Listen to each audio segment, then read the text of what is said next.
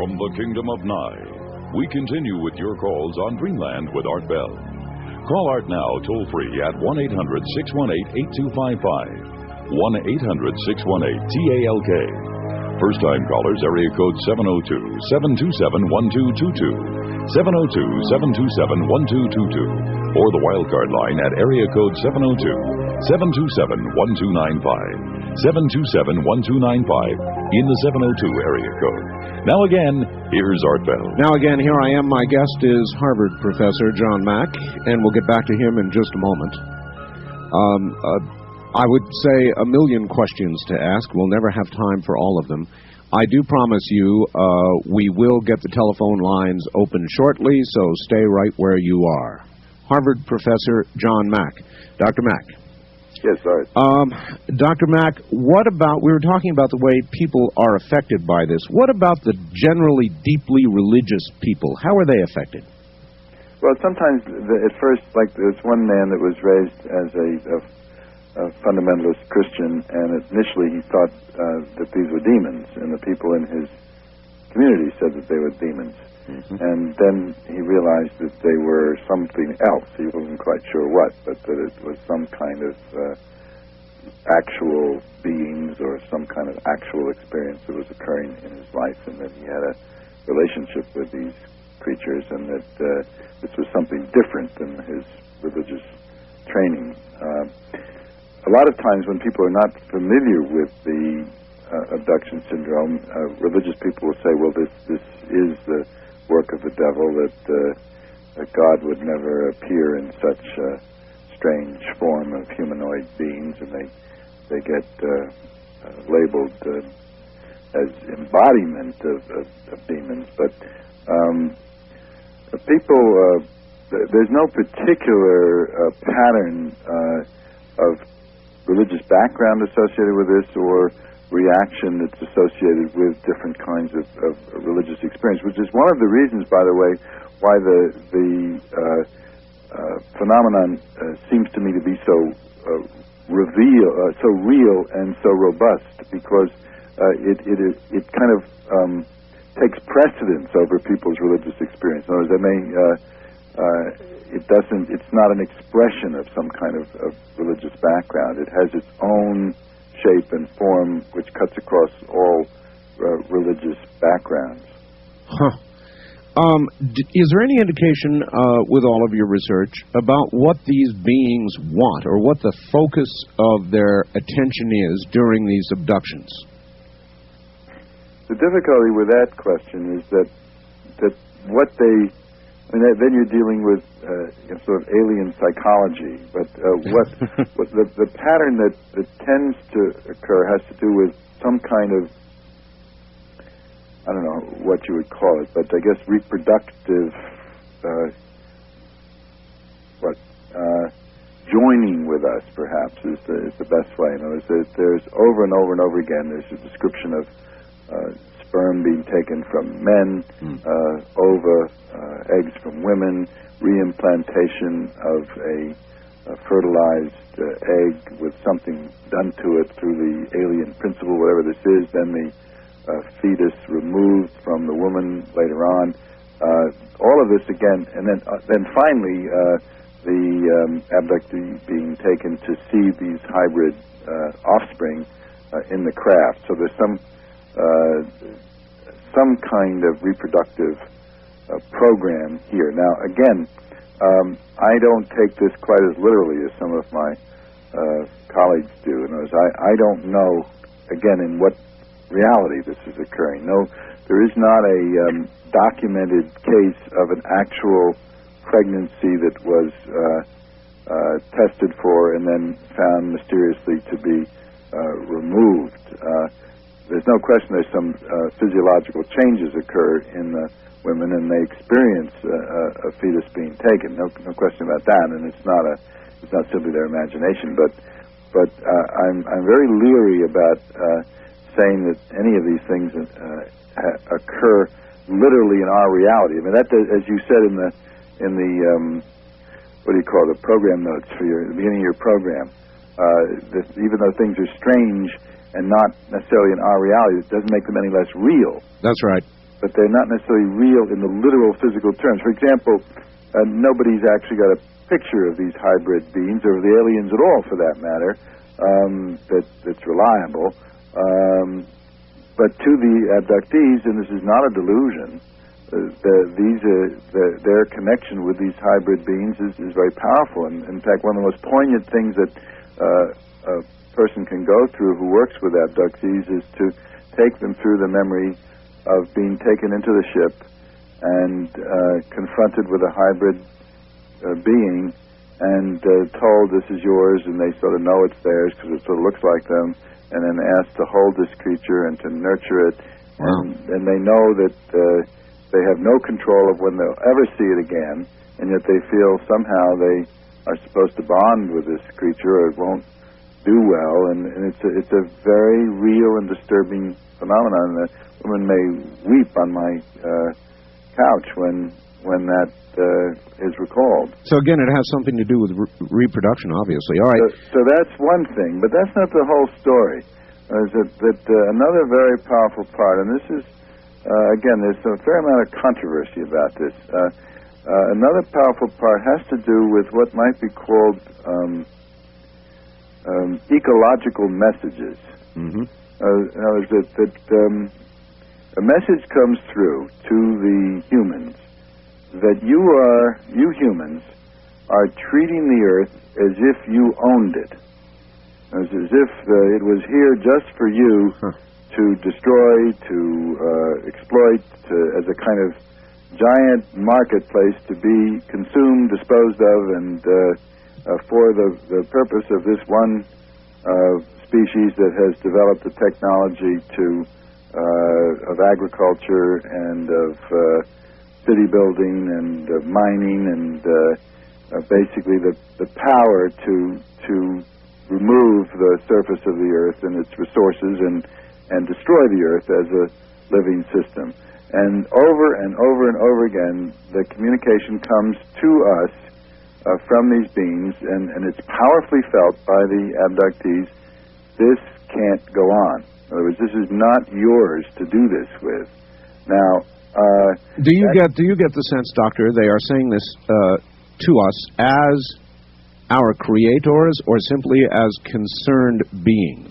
There's nothing to suggest that often the abductees, and again, this is quite controversial, and in UFO circles, I'm sort of seen as kind of, gone soft New Age or something, but there's nothing soft or New Age about this. This is a hard-edged reality that is being smashed into the abductees with tremendous power, and which shakes them up enormously. And these are not people that necessarily, environmentalists. They're often uneducated people who hadn't thought about these things. And one man said, "But I'm just a simple person. What am I supposed to do about the Earth?" And they said, "Well, you got to find a way because you love nature and you don't want to see the Earth destroyed." And then he's become very, very active and concerned about this. I mean, a woman that got this message began teaching about ecology in the classroom and getting the other teachers to include that in their courses. I mean, another man who had a very powerful abduction experience at age 9, which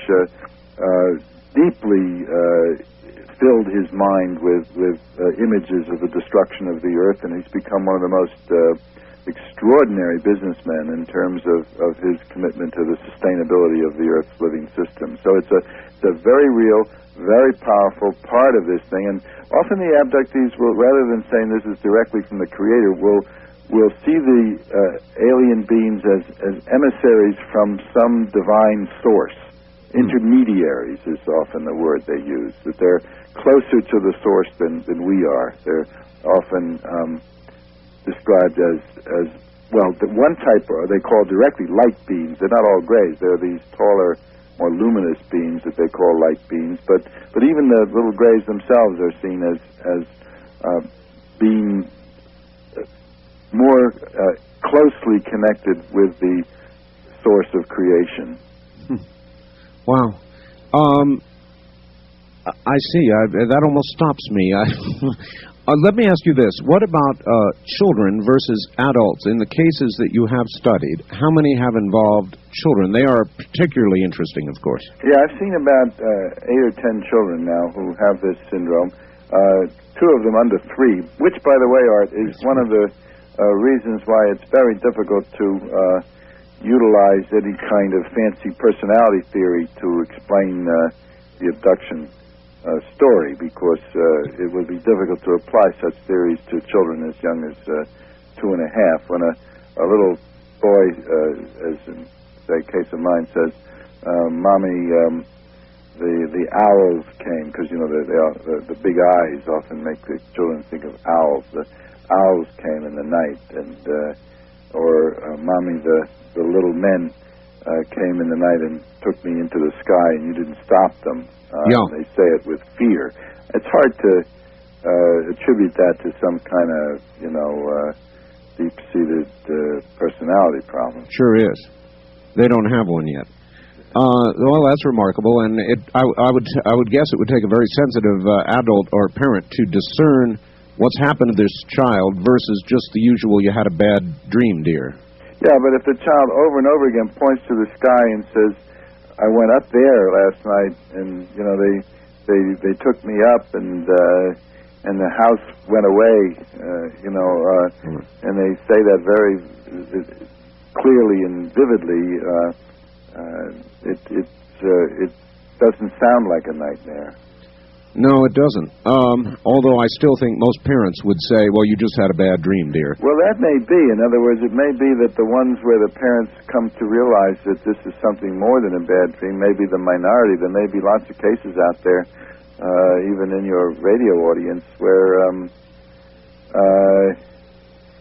the parents haven't realized what was going on. Huh. Well, all right. I would very much like to get to the telephones, which we'll do shortly.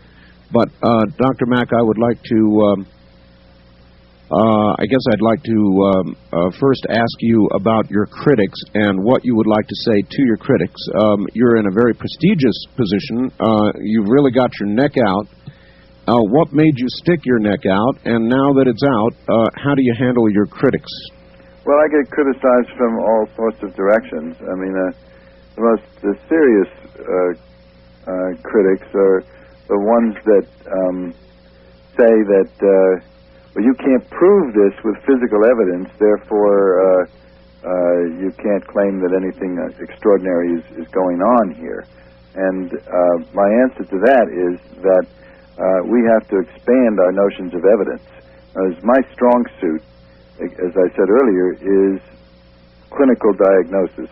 When you have thousands of people reporting in great detail very, very similar accounts, which they themselves are skeptical about. They themselves have not, as the woman that we talked about earlier, have not read about this. They are doubters, and they're troubled when they hear that somebody else has had the experience. It shocks them. When you hear, and the narratives are spoken about reluctantly, when you hear something like that, you know that you're dealing with something that occurred, something that happened to people. That's not the way psychosis works, or dreams work, or displacements from other kind of traumas. This is something happened. Now, all right, well, Doctor, if you were asked for evidence, physical evidence, to prove most psychiatric diagnosis, it would not be possible, would it? That's right, and but the thing about this that I've said over and over again, this simply cannot be. In other words, in our worldview, the universe cannot contain intelligences that behave like this. In other words, we don't believe that there are other intelligences that other than that which is part of the human imagination. So when these beings show up as real and enter our physical world, and actually in some occasions people are witnessed to be missing during the abductions. Children will find their parents missing, or parents will find their well, it works both ways. Children find the parents missing, parents find the children missing, friends find each other gone. I mean, there are not a lot of those well documented, but there are some. Or there are the whole variety of physical findings that we're familiar with of cuts and scoop marks and complex patterned ulcers and other lesions on people's bodies that follow the abduction experiences.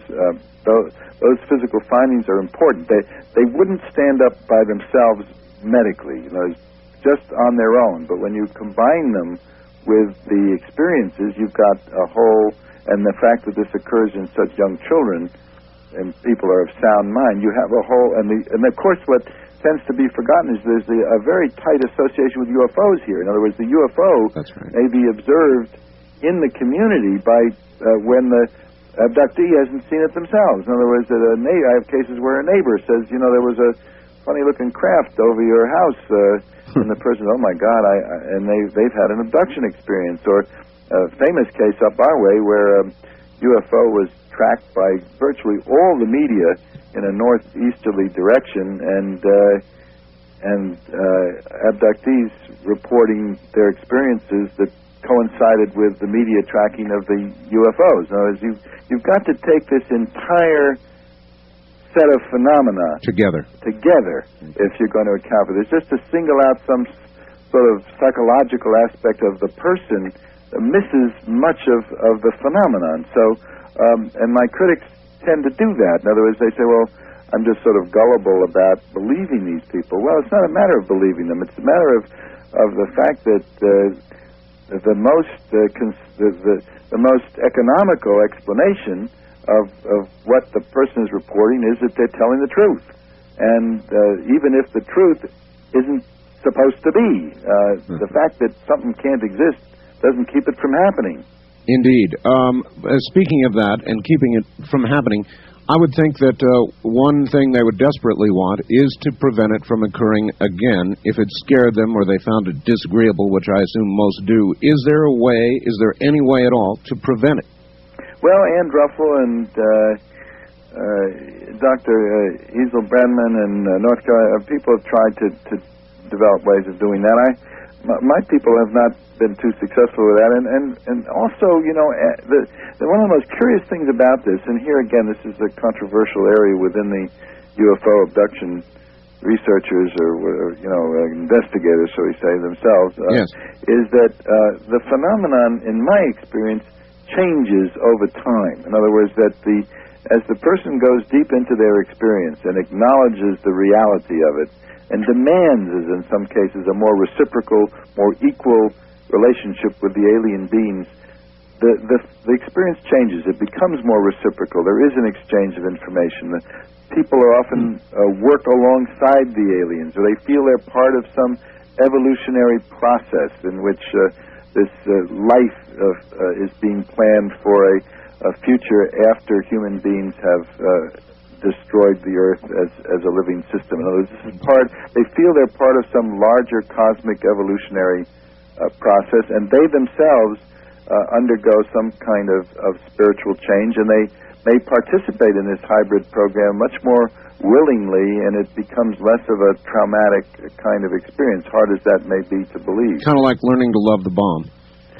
Well, I don't know. I mean, I think that's one of the major questions here. Is this simply like that? In other words, it's an evil, but we've adapted to it, or is this in some way by its very nature, a spiritually evolutionary kind of phenomenon? Because a lot of people feel that it is. Sounds like you believe that it is. Do you advise? I don't know. I think that there's so many of the people, when they go deeply into their experience, stay with it, and go through, 4, 5, 6, 7, 8 sessions, they come to a place where there's very great spiritual growth, deep love between them and the alien beings, which is not just, the Stockholm Syndrome where you sort of love your captors or something. Yes. There's one of the men in my book, Peter, talked about a lost brotherhood that we and a number of abductees have talked about this, that we derived from a common source. We were separated. That's maybe why they're humanoid, that we grew separately in some kind of evolution of beings or consciousness from some common divine source, and that this is a coming back together in the context of the ecological crisis on the planet. All right, we're about at the bottom of the hour, Doctor, but is that what you encourage when somebody wants to know how to handle it? Do you encourage them to move in that direction? I don't encourage anything. But what I do allow the person to do is to have their experience. In other words, to be with them, to hold the energy with them, to allow the trauma to unfold, and to go with them wherever they're going to go. All right. I have been accused of influencing people, for instance, and a woman that transcribed 2,200 pages of tapes of mine says there's not one sentence all right, Doctor, where I influenced anybody. Doctor, we've got to break off there.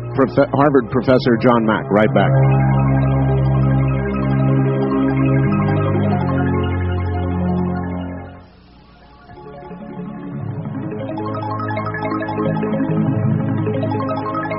With Art Bell. To participate in the program, call toll-free 1-800-618-8255. 1-800-618-8255. First-time callers, area code 702-727-1222. Or the wildcard line at 702-727-1295. This is the CBC Radio Network. And this is a very unusual opportunity for you to speak with Harvard professor Dr. John Mack. And we're going to go to the telephones in just a moment, so if you're ready, I think we're ready. Dr. Mack, are you there?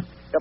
Good. I have one question before we go to the telephones, and it is, we know about the abductions that people tell you about and many others about because they come back to tell us. But there are, in this country and others, many missing children, many missing adults. Do you suppose, Dr. Mack, there are abductions where the person is not returned? I don't think so. I just don't think that's the way it works. I mean, I haven't studied that, but my sense is that those are more human kidnappings. I mean, because with certain exceptions, like the Travis Walton case, which was made into this movie, what is it? Fire in the Sky. That's right. That he was gone for 5 or 6 days, but usually it's a matter of 2 or 3 hours. It's not a long phenomenon. And there may be cases where I did hear of one case where a small airplane disappeared out in the Bermuda Triangle area, but I mean you can't really it didn't go into the water, but it was taken up. But sure. At least that was the recollection of people that studied it, but I don't think it's not well corroborated, and I don't really believe that there's any evidence that those are abduction cases. This is the end of side 1. Please leave the cassette exactly where it is. Flip it. One last question, then we'll go to the phones. If you were faced with an abduction yourself, Dr. Mack, with all you know about abductions, would you submit to it given choice, or would you run like hell? Oh, God. It's a strange thing. I mean, where we're located in the culture, I mean, I've never had an abduction experience, and I think that this is so controversial, and I think they're protecting me. In one sense, I'd sort of like to know what it's like so I could authenticate it more easily for people. On the other hand, I think probably my credibility would suffer, so I probably am better off... So you might submit to it, but not tell anybody? Yeah, I suppose. If you admit you've had these experiences, then that's right. Just another way of disqualifying you. That's exactly right, Doctor. Let's try a few telephone calls, see what's out there. On the toll-free line, you're on the air with Dr. Mack. Hi. Yes, Doctor. I have a list of the doctors that were on that information, false memory board. Some of them worked on Project Pandora, Slammer, and MK Ultra, and some others. I was trying to find it to fax you. Or to fax to the station. All right, are you wanting a list of researchers, ma'am? Is that it? No, I have them. You have them? I have them. I would imagine Dr. Mack does as well. All right, thank you very much. First-time caller line, you're on the air with Harvard professor John Mack. Hi. Yes. Hi, where are you, ma'am? San Diego. San Diego. Uh-huh. What is your question?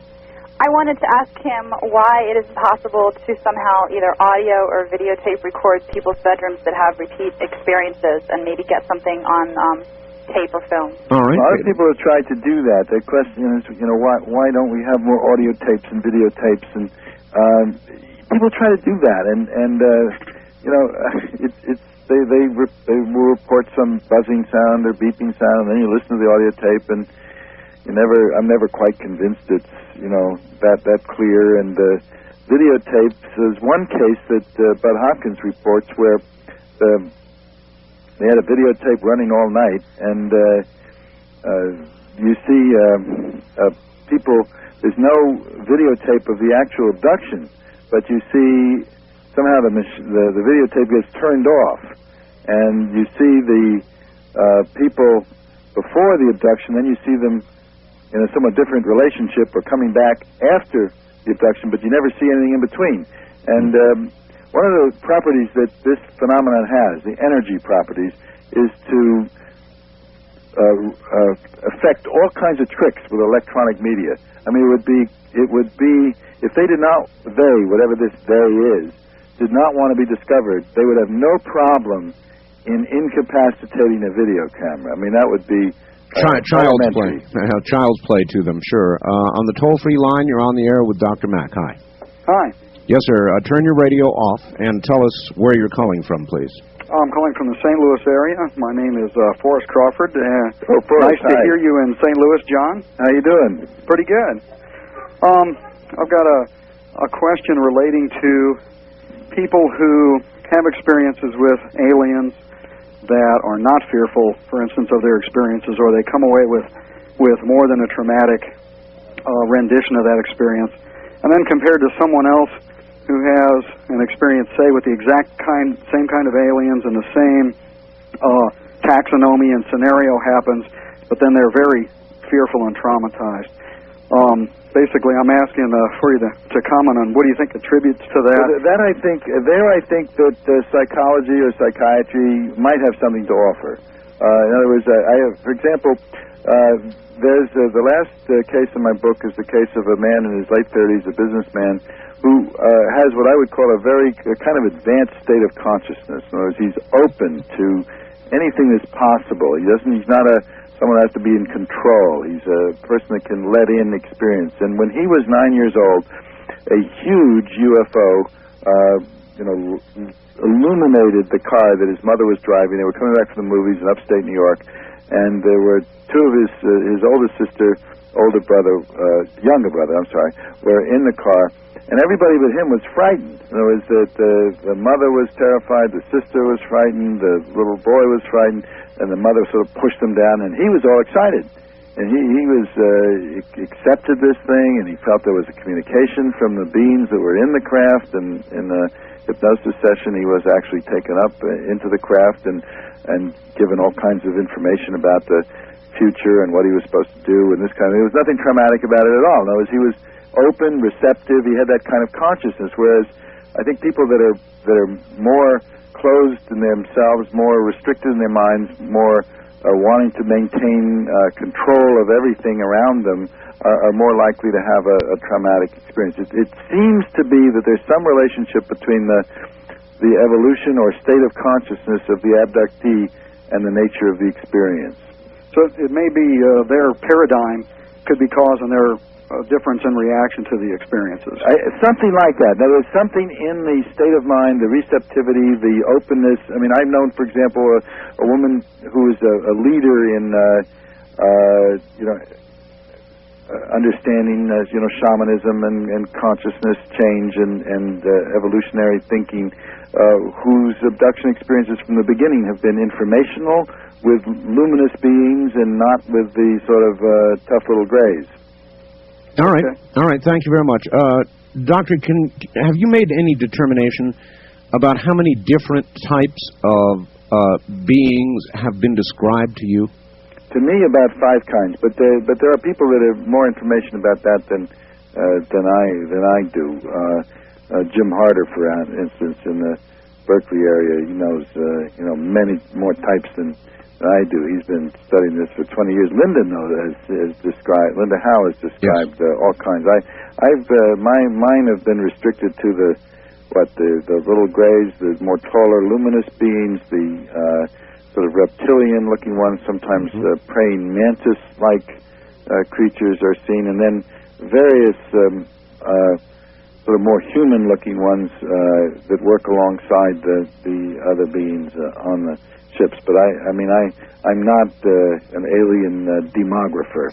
I understand. On the toll-free line, you're on the air with Dr. Mack. Hello, where are you calling from, please? Calling from Northern California, Art. Yes, sir. You have a great show tonight. Thank you. I wanted to ask Dr. Mack if there's any similarities between the people that have been abducted. Significant.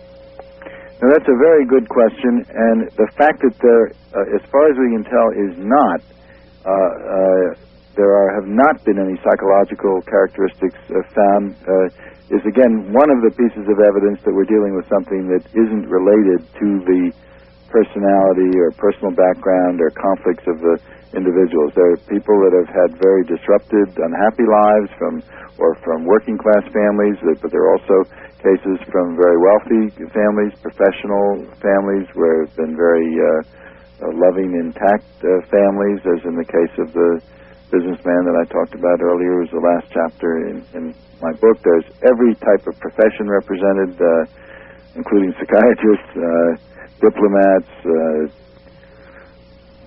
writers. All right, so it's very diverse. What about a mix between male and female? Is there anything noticeable there? Well, it depends. Thomas Bullard found more men in his survey.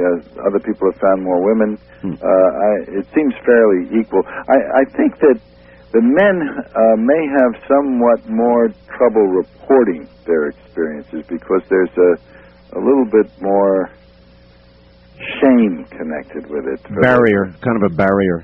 Because it's to be so helpless, so passively unable to do anything is really terrible for women and men, but it's particularly shameful. Traumatic or shameful. They don't often tell you about it. That's right, because a man has a kind of a control thing, doesn't he? A little more, yeah. I mean, to be made helpless, have a cup put over the penis and sperm taken. The first case in my book is a man who, when he was 16, he and his friend were in a Nash Rambler, and they were sleeping, and the beings came and they took him into, a female being took him into a pod, and he described some sort of, in a somewhat macho way, a sexual encounter, and then the information that was given to him about the state of the earth and so forth. But under hypnosis, this turned out to be much more humiliating. Notice it was the more typical cup put over his penis, and the female being in charge sort of watched over this and said, we're not here for sex, and we're here to take your sperm, and he found it really quite humiliating. So he modified the story when he told it elsewhere. When he told the story consciously, which again relates to the question about hypnosis. I mean, here, his conscious recall, because he wanted to represent himself to himself and to me in a more favorable light, was less accurate, in my view, than what came out when he was relaxed under hypnosis and brought forth what was a much more typical account of being forced into this situation. So, the diversity in the stories is in itself revealing, isn't it? Yeah, and it tends to counter the notion that hypnosis is distorting, because the conscious ego did more distorting in that situation than hypnosis. Exactly. All right, on the toll-free line, you're on the air with Dr. Mack. Good evening. No, I guess you're not. On the first-time caller line, you're on the air with Dr. Mack. Hello. Hello, yes. Where are you calling from, sir? Missoula. Missoula, Montana. All right. Have you ever considered the possibility that these creatures are not aliens, but maybe they're from the future? Oh, yes, thank you. And the dimensional question, you mentioned the possibility of other dimensions earlier. What is your thinking on this? Well, I think that it's a good question. That there's no reason to believe that entities, beings that have the technology to have UFOs that can flick on and off the radar screen, that can go 7,000 miles an hour in one direction, make a sharp right-angle turn, and with no skid. In other words, they've overcome any ideas we have about gravity, and that they can float people through walls, evidently, and there's no reason to believe that they wouldn't be able to move through time in some way. You know, that's certainly a possibility. What was the other part of your question?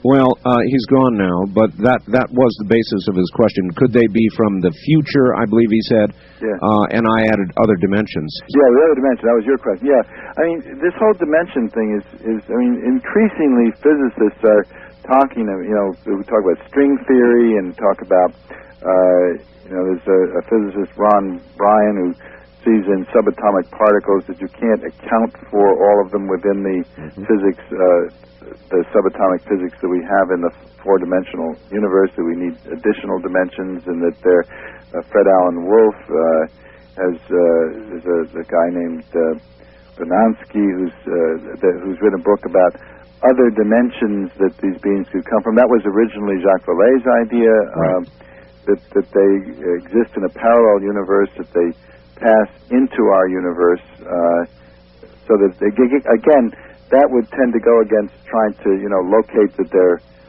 from this or that planet or this or that star in one or another galaxy. That it may be that they exist in some dimension that we don't even understand. Abductees will often say, by the way, during their experiences, as they recall their experiences, this is not occurring in space-time as I know it, and it's hard for them to. They find that very difficult to put into words, but the message is consistent, that this is not happening in our space-time universe to them. That one woman put it, all time dimensions collapsed into one time, or something like that. In other words, that we don't have language for it, but that the altered state alters the sense, as they recall the experience, alters the sense of space and time. And I think that's a much underappreciated fact. In other words, we're too ready to try to see this thing literally as occurring in our physical universe, rather than expanding our notions of reality to other dimensions, other possible universes that are not simply our physical four-dimensional. All right. Well, while we're on that subject, I interviewed Mr. Monroe from the Monroe Institute a few weeks ago, and he talks a great deal about out-of-body travel, which is clearly some sort of altered state. And I wonder if it has any relationship to either the altered states that we've been examining tonight, or whether the out-of-body process, also has some relationship to what we're discussing.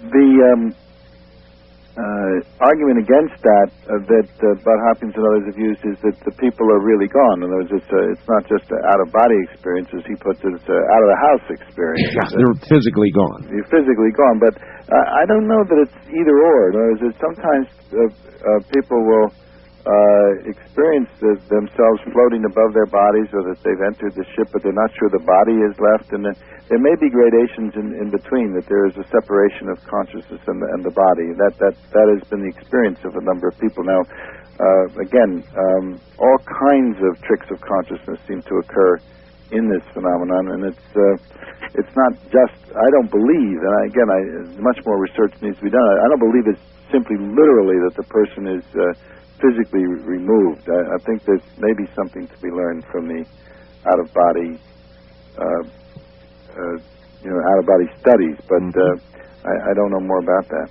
All right. On the toll-free line, you're on the air with Dr. Mack. Good evening. Where are you calling from? This is Bryce in Wichita Art. Hi, Bryce. Hi. Dr. Mack, it's a pleasure to talk with you. Yeah, I remember reading a long time ago, and I've been trying to find it, Carl Jung kind of prophesied that there'd be a big surgence of flying saucer sightings and contactees and such, and he attributed more to spiritual beings than he did to aliens. Have you? Well, yeah, he wrote this was before abduction syndrome had been identified, but he wrote about flying saucers and saw them as what he called psychoid phenomenon. So it was something which exists in the psycho-spiritual realm, but shows up in the physical realm and is perceived by people. In other words, it breaks down the barrier between the spiritual, the psychological, and the physical. It's a crossover phenomenon, and I think there's a lot to that. I think one of the most extraordinary aspects of this, and I think one of the things that's kind of gotten, going back to my critics, who've gotten people so mad, is that there's kind of we've created a kind of sacred barrier between the spiritual domain and the physical domain, as if they should never meet. It's just kind of like separation of church and state. And in fact, I've even been accused of breaking down the distinction of church and state and opening the doors to fascism by my saying that this is both spiritual and physical at the same time. In other words, that this does that. It crosses that sacred barrier. Something that should be in the unseen realm, should be in the spiritual realm, should be mythic, should be beings that are part of the imagination, or that we would study in departments of anthropology, but that it shows up in this hard-edged way in our physical world. That's a crime against humanity from the standpoint of the Western worldview. Do you think you're beginning to cross that barrier, Doctor, because of hard evidence in your research, or because of a kind of desperation to explain the inexplicable? I think that we simply don't have another way to think about it. In other words, that you're dealing with something that does show up in the physical world. I mean, we do have physical evidence. It's not as good as the critics would like. But then, I want to say something about that. The critics keep demanding, good physical evidence. But, I've had people admit that wouldn't matter what physical evidence we had. They just wouldn't believe it because it can't be. In other words, that if a piece of a UFO were found in a field by a teenage boy, they'd examine the teenage boy, find him psychotic and unreliable, and destroy the pedigree. They actually did find, in a crop formation in Germany, a plate that was dug up in the crop formation, which had all the same symbols on it that the crop formation itself had. And this plate has been studied, analyzed, found to have metals in it that are peculiar and haven't been found anyplace else. And that has not gotten the publicity that you would think that it had, because it is the smoking gun, it is the physical artifact that they're all asking for.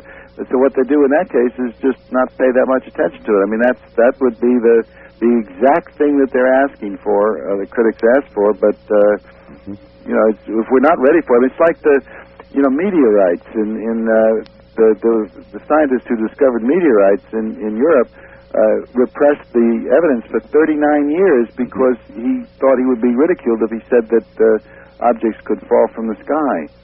All right, Doctor, we're going to pause there. We're at the top of the hour, so rest for about 6 or 7 minutes. When we come back, we're going to tell people how to get your book, all right? Okay. All right, Dr. Mack, stay right there. Harvard Professor John Mack is my guest. Fascinating session. Still plenty of time to get in if you would like to. We've got another hour to go. You're listening to a Sunday Evening Dreamland on the CBC Radio Network. I'm Art Bell.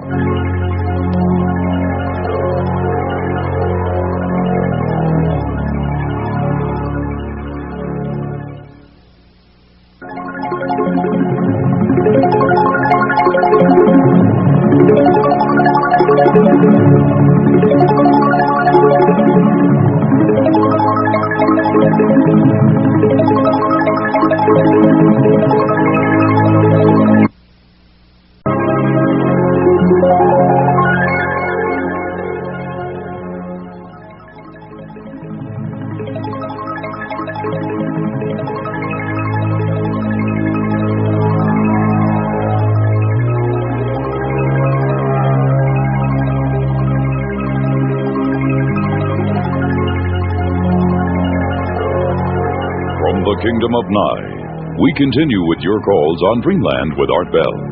Call Art now toll-free at 1-800-618-8255, 1-800-618-TALK. First-time callers, area code 702-727-1222. 702-727-1222. Or the wildcard line at area code 702-727-1295. 727-1295 in the 702 area code. Now again, here's Art Bell. Now, once again, here I am. My guest is Harvard professor John Mack, and we're talking about human abductions by aliens. And we'll get back to Dr. Mack in just a moment. Would also like to tell everybody out there, you can get a copy of tonight's Dreamland program, or any Dreamland program in the entire series, by calling area code 503-664-7966. Let me give that to you one more time. To obtain a copy of this program or any Dreamland segment, you can call area code 503-664-7966. Back now to Harvard professor John Mack. Professor Mack, what is the title of your book? It's called Abduction, Human Encounters with Aliens. It's pretty straightforward. Abduction, Human Encounters with Aliens. And where, I take it is a compilation of a lot of the research. Yeah, the first two chapters are overviews of the phenomenon as I and others have described it, both historically and in terms of what an actual abduction experience is like. And then there are 13 cases that I've seen that illustrate various aspects of the phenomenon. The cases tend to get more complex and deeper into the meaning of the phenomenon as one goes through the book. And the last chapter is kind of a blue sky look at what the whole thing might mean, what its implications are for psychology, for the human future, for ecology, for our spiritual development, that kind of thing, which is not factual necessarily, but derives from the cases themselves. All right. Who publishes? Scribner's. And where can folks get it? Well, I hope they can get it in any bookstore in their town. If they can't, I hope they'll tell their book dealers to try to get it. But it's fairly widely available. I think so. All right. Very good. I think anybody who's been abducted or is concerned about the phenomenon would certainly go out and get it. I'm sure it's... and I'd very much like to read it myself. I have not yet, Dr. Mack. Hi there. On the toll-free line, you're on the air with Professor Mack.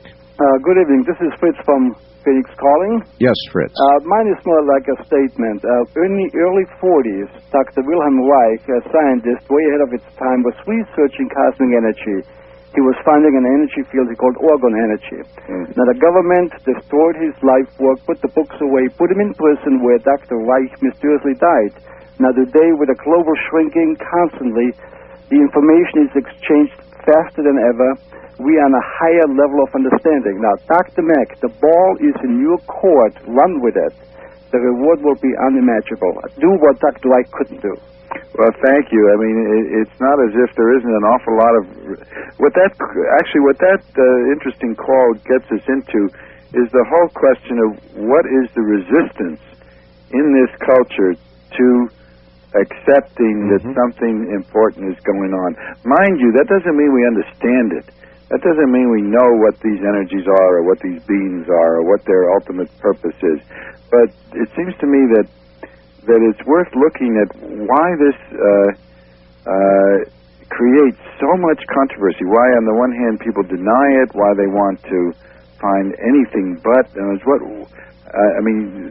say, well, it's threatening, but why is it threatening and how is it threatening? Well, the unknown is always threatening, always a little frightening. But what makes this more unknown than anything else? I mean, we've never really understood life itself or why we're here or what death is like or what happens beyond the earth. I mean, it seems to me that if we're connected with other intelligences in the universe, that isn't any more frightening than being totally isolated in a dead universe, which is what with nothing but energy and matter. It seems to me that there would be it would be a subject of fascination. I just wonder why there is such a terrific Well, what kind of answers do you come up with? Is it religious based? Is it some other part of our social structure? Where?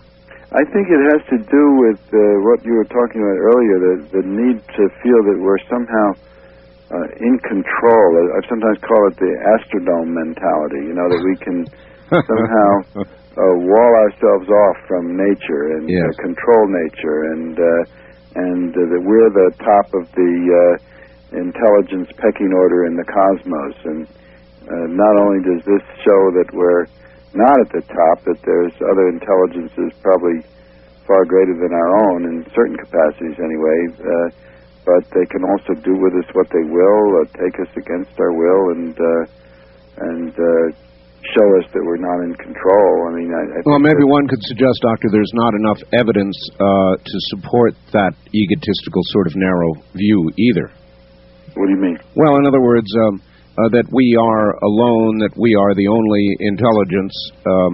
That's an egotistical sort of protective sort of view, and there's really not enough evidence to support that either, and rarely do I hear it challenged that way. I think that's well put. In other words, the burden of proof is always put on on somebody that says that there is other intelligence in the universe, whereas that seems to me it ought to be the other way around. Well, or at least equally challenged. Yeah, absolutely. I mean, I think that an I don't know attitude might be the healthiest one. Mm-hmm. On the wild card line, you're on the air with Professor John Mack. Hi. I would like Dr. Mack to describe the circumstances of how he first became associated with financier Lawrence Rockefeller. All right. How about that? Are you wrapped up with Rocky? I know Lawrence Rockefeller. I mean, I've known him for a number of years. I've known other members of his family. He's been interested in work that I've done, and I've been to meetings. Well, I'll give you where that call. I don't understand the question. Well, I do, Dr. Mack. Anytime Mr. Rockefeller is mentioned, it's always with respect to a giant conspiracy theory. And so I'm sure they're kind of wondering if you're not some sort of foot soldier in this new one world order business that they suspect Mr. Rockefeller is wrapped up in. Is that the idea? Yeah, I'm sure it is. Okay.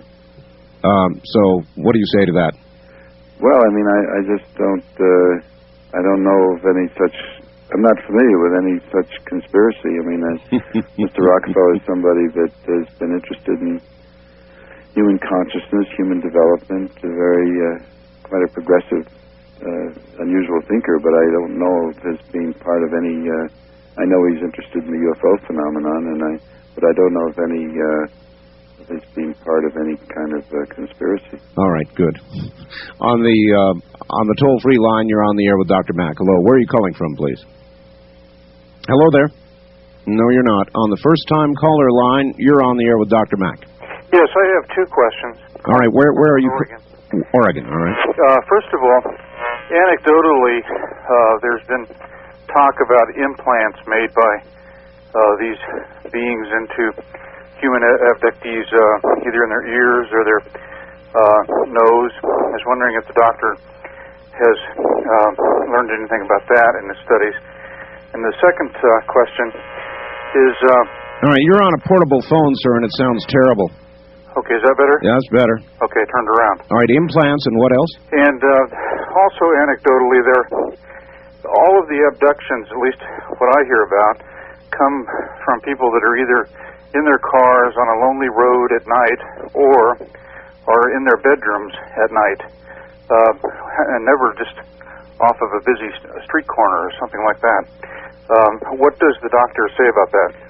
I'm going to try to answer the two questions together, because they both have to do with the matter of subtlety. Okay, the implants. I mean, there was a time when I was first starting out, and I heard with this. It was about 5 years ago, and I heard about these implants, and then I got recovered a wiry object from the nose of a woman I was working with, and I heard of several other implants that had been found from, like you say, from people's orifices of people's bodies, and I thought, wow, this is going to give us that smoking gun. You know, this is going to prove that something bizarre is going on here, and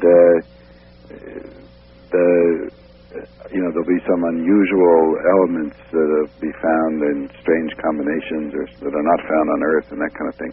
Well, actually, that has not proven to be the case. There have been several implants found following abductions, small objects that have been looked at carefully. David Pritchard at MIT has examined one. But they haven't been shown to contain any unusual combinations of elements. Whatever is at work here is not handing us a smoking gun. It's a subtle phenomenon. And I think that applies to the other question as well. Is that you don't have a situation, he's quite correct, where you and I are walking along the street, a UFO hovers over the street 100, 200 yards away, and zap, several pedestrians walking along are floated up in the sky before us and all of downtown Boston, Las Vegas, or whatever. That does not happen. He's quite correct. It happens. Usually, there have been cases where more than one person has been taken. There are several. It's a quite well-known case in Nebraska where several people were taken from an amusement park. It's not always cars. It's not always from the bedroom. There's been children that Bud Hopkins has described taken from schoolyards. The one woman who I've talked with myself was taken off a snowmobile in a field. I mean, there are unusual situations, but they tend to be relatively difficult to get a vivid documentation of the abduction itself. In other words, it tends to occur with a certain amount of disguise. And I answer the two questions together because I think it points to the fact that the phenomenon has a good deal of subtlety. In other words, it doesn't satisfy us in the kind of gross material way we want. And I don't know the reason for that. I think it's there. There's evidence for it. There's a lot that can't be explained, but it's not as if a fleet of UFOs came down over Washington and just floated up to Congress or something. All right. Very good. That's a good answer. On the toll-free line, you're on the air with Dr. Mack. Where are you calling from, please? Hello there. No, you're not. On the first-time caller line, you're on the air with Dr. Mack. Hello. Hi there. Where are you, ma'am? This is Carolyn from San Diego. Okay. I'd like to ask Dr. Mack if anybody he has worked with has experienced something called sleep paralysis. Do you know what I'm talking about? Yep. Is that pretty common with people who've been abducted? Well, this sleep paralysis is associated often with a syndrome called narcolepsy, where the person body is paralyzed, or they suddenly fall asleep unexpectedly. They can't stay awake, in a certain instances, these individuals do have some aspects that look like sleep paralysis. In other words, that they wake up and they can't move. But there's a whole set of other phenomena that go along with that. In other words, in these situations, you have these little beings with the dark eyes around the bed that are consistently described. The person experiences being floated down the hall, through the wall, up into the sky. Procedures done in the UFO, and these stories quite consistently told. And there's a Dr. Anch in the St. Louis area who's an expert in sleep paralysis, and I spoke with him about this, and I have spoke with other experts who actually study sleep paralysis, and they say that it doesn't contain all the dimensions that are found in the abduction syndrome. So it's often we find that somebody will take one aspect of this whole syndrome and say, well, maybe that's what it's about. Or they say, for example, that the UFOs are sort of womb-like, so maybe this is a recollection of a birth experience or something of that kind. Or is it take one aspect and then make a whole theory out of it? All right. On the wild card line, you're on the air with Dr. Mack. Where are you calling from, please? Calling from Seattle. Seattle, yes, ma'am. Hi, Art. Hi, Dr. Mack. Hi. Hi. Hey, this whole thing is totally weird, right? But I was just wondering, I want to ask Dr. Mack, what is, if you can pinpoint the single most weird thing that stands out in your mind about this whole abduction phenomena? All right. The single most weird. The weirdest aspect or strangest aspect of it, I suppose. It seems the whole thing is strange, but is there anything that stands out? Well, I think it's the capacity of these beings, whatever they are, to create all kinds of confusing theatrical elements. In other words, people describe on the ship, suddenly a part of the ship will turn into a theater or a forest. Or they'll find themselves walking down long corridors. And that there's some, that there are, the capacity of this intelligence, whatever it is, to manufacture experiences for people which we cannot tell whether in what dimension they are, what reality they are. And the inside of a ship can turn into something much larger, much smaller. It's the degree to which this seems to be able to play with space, time, physical reality that I find extraordinary. Dr. Mack, this may be off topic, or there may be a relationship. A lot of people doing research into near-death experiences.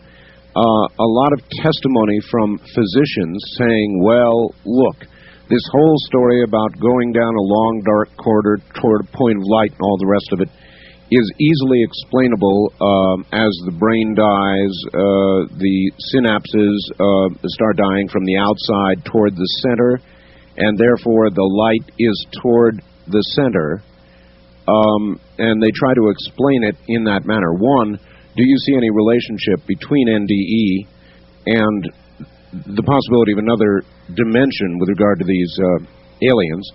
And how do you feel about that physical explanation of the phenomena? Well, I think it would be hard to.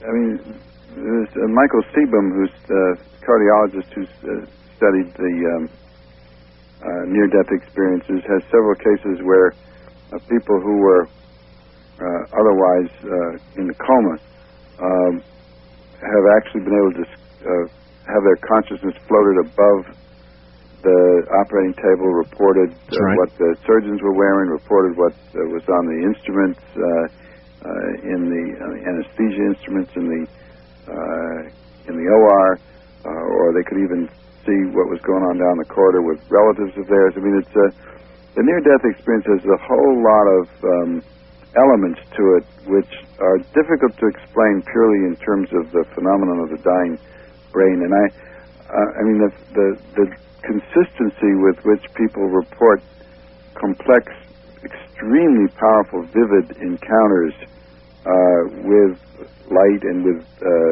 relatives and with beings down this tunnel, which they experience as altogether in a reality. I don't know. I mean, it doesn't. It's just why would the dying brain necessarily throw off that kind of experience? We don't know. We don't have much other evidence of a dying brain creating that kind of complex and replicable experience. So I don't know. I mean, I guess I'm reaching out looking for some commonality in these varying described altered states. I wonder if there is any commonality in them.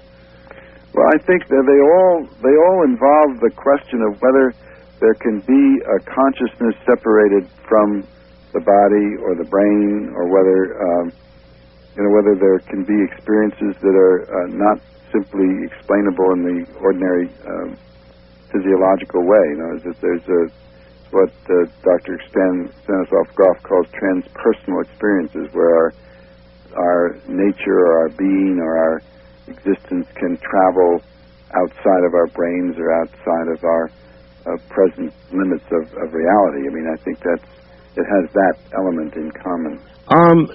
Dr. Mack, what do you think, as you look down the research road, we'll finally put this thing in a box so that we can understand it?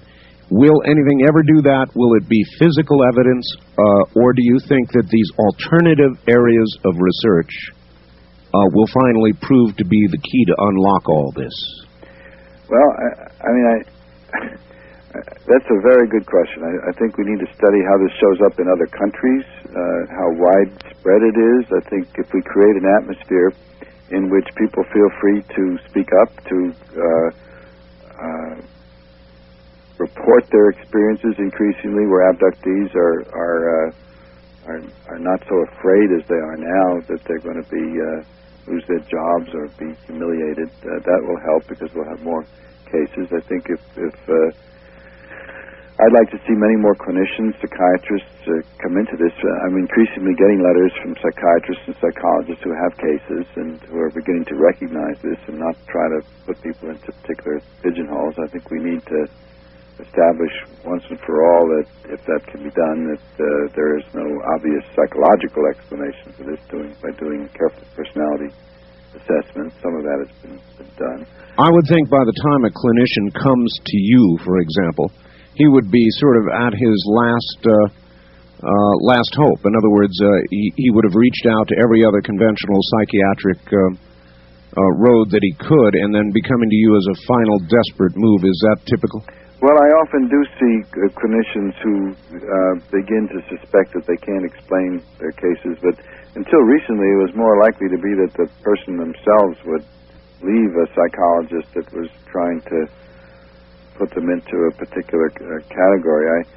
Very often, because there is this sexual reproductive aspect to the encounter, a lot of times the mental health professional will be looking for a history of sexual abuse, which can be doubly harmful because it not only is barking up the wrong tree sometimes, but it also will tend to sow distrust between family members unnecessarily. So that can be a particular problem. All right. Dr. Mack, hold on. We'll be back to you. We're at the half-hour mark. You're listening to Dreamland. My guest is Harvard professor John Mack. Remember, to get a copy of this program or any other Dreamland program, call area code 503-664-7966, 24 hours a day.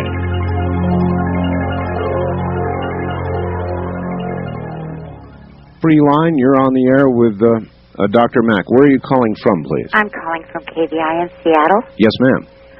Dr. Mack, has any abductee that you've ever discussed abduction with ever told you that a medical doctor has advised them that they, during a skull X-ray or isotope scan, had laser surgery on their skull without I don't know on the skin skull, part? but I've certainly had a situation where somebody had, say, an implant in the nose, or one man who had a very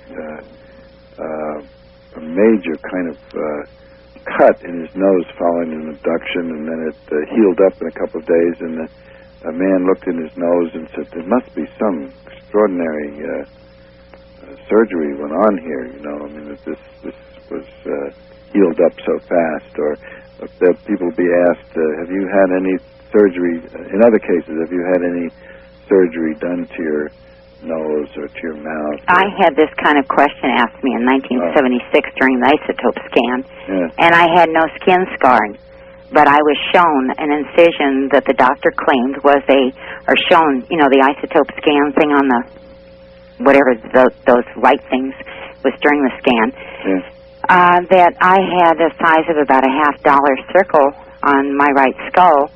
Yes. And I told him I've never had any skull surgery. Yes. And have you had experiences? I've had a lot of experiences. Yes. I'm afraid I'm an abductee. Yeah, well, I mean, I don't know if you are or you aren't, but I certainly I've seen a man of light. I've had miracles, you know, where I've... She's saying she's seen a man of light.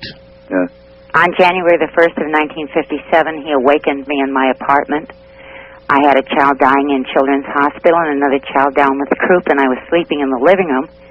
He was 6'8", because he touched the door jamb, and he filled the whole apartment with light. Obviously, I recognized him because I said to him, I can't go with you now. Can't you see my children are both sick?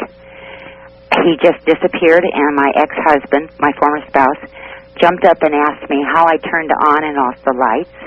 in the entire apartment. And I said I didn't, and I told him about the Man of Light. Mm-hmm. He thought I was crazy. Mm-hmm. Well, that's that's what I was referring earlier to, the taller, luminous beings that some people have experience with. Yeah.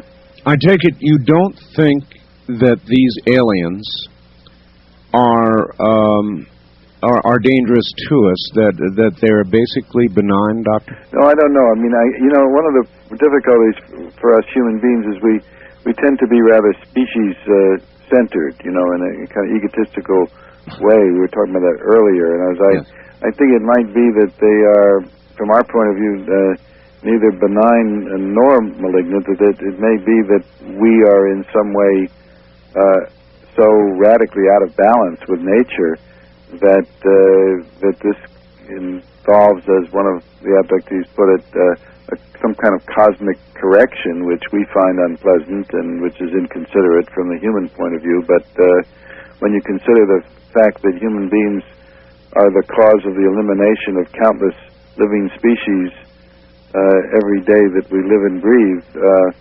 eliminate completely other species, the fact that we would be in some ways inconvenienced by another force that's involved in some sort of cosmic correction is hardly of a great moment compared to the destruction that we bring on the earth in any given day, to one another as well as to other species. Doctor, it brings on this question. Would it be your view that our industrial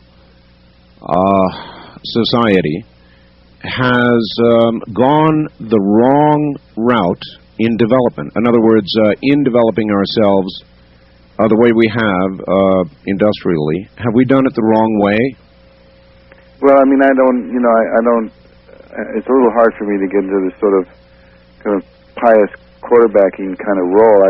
But when you think about it, there is something a little bit bizarre about, if you step back, and I think one of the things that studying this phenomenon has allowed me to do is to kind of step back and look at ourselves a little more objectively. And the idea that one species should appropriate to itself the entire Earth and divide it up into sections and call those countries and lands and claim that we own it. That's native peoples haven't been quite as territorial as we are, but it is rather strange that this species should treat this Earth that way. And you can say, well, it's natural because we've had the ability to do it, but it evidently is whatever is the right and the wrong of it.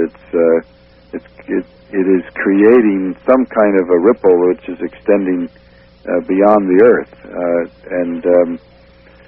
That's, again, the way I was raised, that would be a very hard thing to believe, that anything that we did to the Earth could have an effect beyond the Earth and bring forth some kind of reaction. But that seems to be what's going on. In other words, it seems that these beings or these species or whatever it is, the various alien beings are coming to the Earth in response to that's what they say.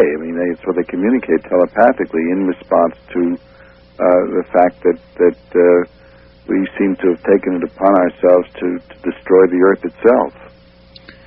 All right. On our wild card line, you're on the air with Dr. Mack. Where are you calling from, please? San Jose, California. San Jose, all right? Yeah.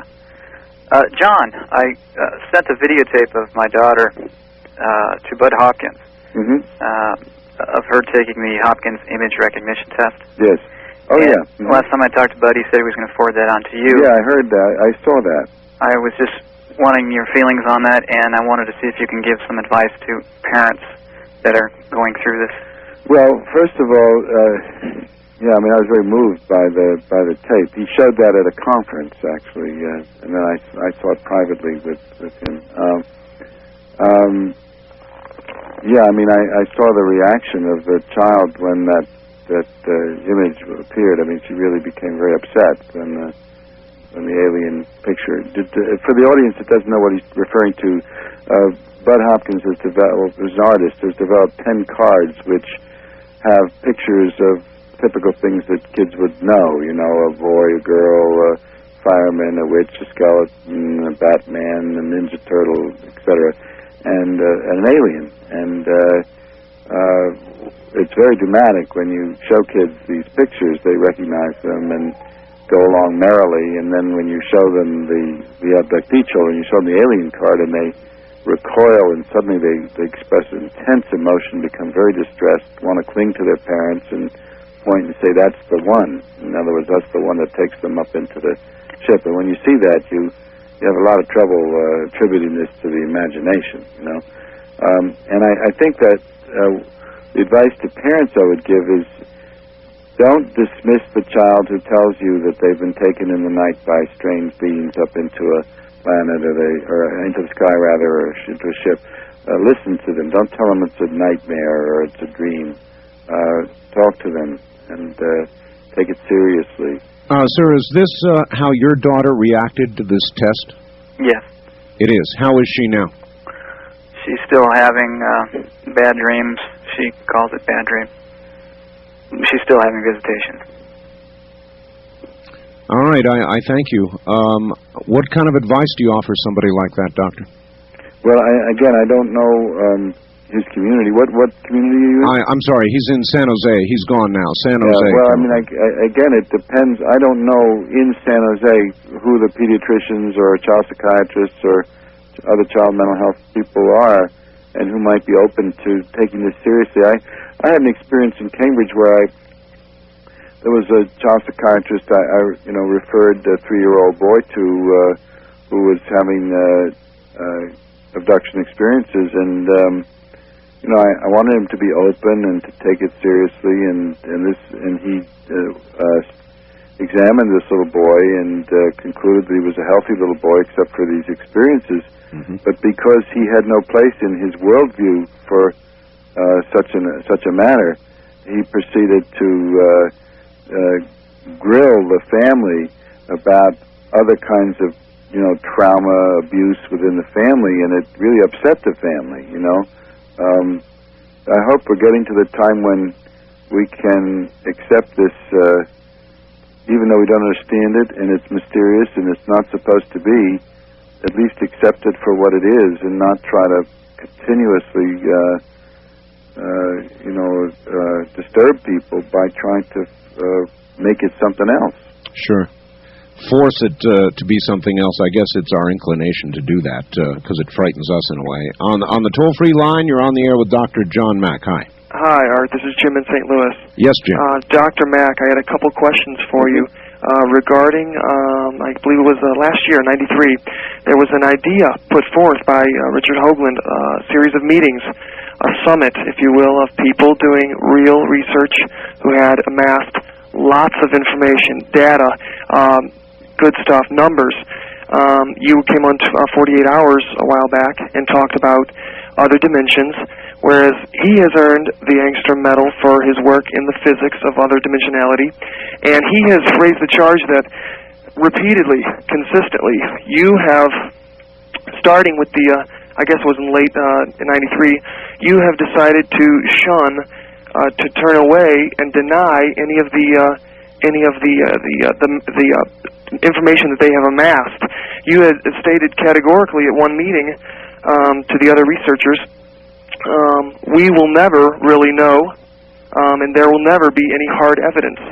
It's also, I think I understand that you were given a grant of $100,000 as well as John Greer by the same person, and it seems to me, it sounds as though somebody is playing politics here, and a short time thereafter, you were politicking against these summit meetings of people with to doing hard research. All right. No, I mean, it's simply not true. I mean, I have nothing against doing hard research. Richard Hoagland's work is on the face on Mars. It doesn't have to do with the abduction story. I think that the abduction story is elusive. In other words, I think that to get physical evidence that's going to give us that smoking gun that's going to prove that this exists in our world as we know it, I think it's going to be very difficult. I'm not against that. I think it's important to amass as much physical evidence as we can. It's just simply what the man is saying is not true. I have not politicked against getting the physical evidence. I think the physical evidence is extremely important. It's just very difficult to get hard evidence around the abduction story, and I think that we have to be careful not to call something hard evidence when we're not sure. All right. I like to ask researchers this question, Dr. Mack. If you had the smoking gun that you've been talking about that we all want, how hard would you think about the advisability of making it public before you did so? Well, it depends who makes it public. I mean, again, you know, what would be a smoking gun? What would satisfy? I mean, the debunkers say, well, we have to have a physical artifact off of a UFO. Well, we may not get that. But if what I was describing earlier, which was this object that was found in Germany in the Earth, which replicated in its symbols the actual shape of the crop formation. Now, for that to be acceptable, the pedigree of the object has to be impeccable. In other words, it has to be studied. It has to be clear that it wasn't made by somebody, and that would take a great deal of time. But that object seemed very promising. It was shown on the television program Encounters, and it's been studied in Germany, and yet it's gotten very little attention. I mean, I think this thing it's going to move not just with the physical evidence, because there's a great deal of resistance to accepting the whole phenomenon, but also to the state of consciousness of the culture. And there's the willingness of the culture to acknowledge that something's going on. I mean, the crop formations is a good example. I mean, some of them are extraordinarily subtle and interesting and complex and involve this strange laying down of the wheat in very irregular patterns, with the wheat stalks burned and swollen at exactly the same place, all of them. I mean, and yet in spite of these, they can be complex symbols which have fractal-like formations in them and extraordinary beauty. And yet the British public, for instance, where the most complex ones have been found, is told constantly that this is a hoax and it's not real, and yet the evidence seems to, from people like Colin Andrews and George Wingfield, that the evidence is overwhelming that there's some mysterious intelligence at work here, but we're not ready to accept it. So I think that this field will progress as much through our openness to accepting it, the shift in our consciousness around such phenomena, as it will in terms of the physical evidence. They'll go together. All right, and then there is this. For a second, working with the theory, there may be a parallel universe. That is another place in space and time, occupied by beings who are actually on our same physical Earth, but just in a different place or time or dimension. There would not be a surprise, would there, that any physical recovered object would have properties similar to those on this Earth, because, in fact, it came from this Earth. Yeah, and I mean, and if, for example, the implants, I mean, if you're assuming that these beings do in fact exist, and that they, in some form, and that they do in fact do physical things or place particles in the body, it wouldn't be surprising if these objects were compatible with the body tissues, that they would not be something that couldn't be in the human body, that would be rejected by the human body, or that if they wanted to disguise themselves, they wouldn't necessarily offer us something that could be readily analyzed as strange and bizarre and that kind of thing. I mean, the whole thing is very elusive. It's very complex. It is mysterious. It is subtle, and we're going to. The way I see it is, we're going to have to stretch to meet it as much as it's going to hand us any easy answers. Tell me something. If you could do it all over again and not take this road and not begin investigating these things, would you avoid the road? No, I wouldn't. I mean, I think it's the most interesting story going on the planet right now, and I guess I'm often wonder why more people don't jump in. I suppose it's because it is so elusive, and it doesn't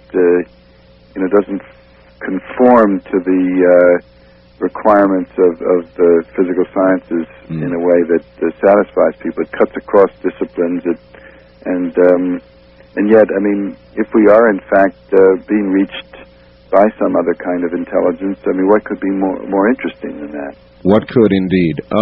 Doctor, we're out of time. Tell us one more time the name of your book and generally where we can get it. Oh, the book also.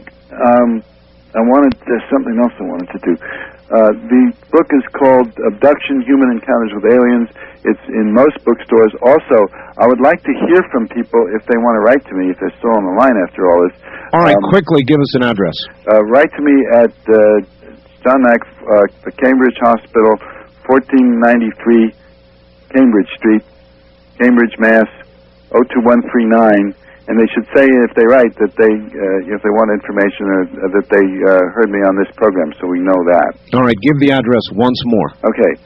It's Dr. John Mack, M-A-C-K, the Cambridge Hospital, 1493 Cambridge Street, Cambridge, Mass. 02139. Doctor, it has been a pleasure having you on, and I hope that we can do it again. Yeah, good. Thanks, Art. Thanks, John. Bye-bye. That's Dr. John Mack. And I am sorry, we are absolutely out of time. Only enough time for me to tell you that we would, of course, love to have you order a copy of this program, a very informative program with Dr. Mack, or any other Dreamland program that we have aired in the entire series. You can do so 24 hours a day by calling area code 503-664-7966. 503-664-7966. Thank you, and good night.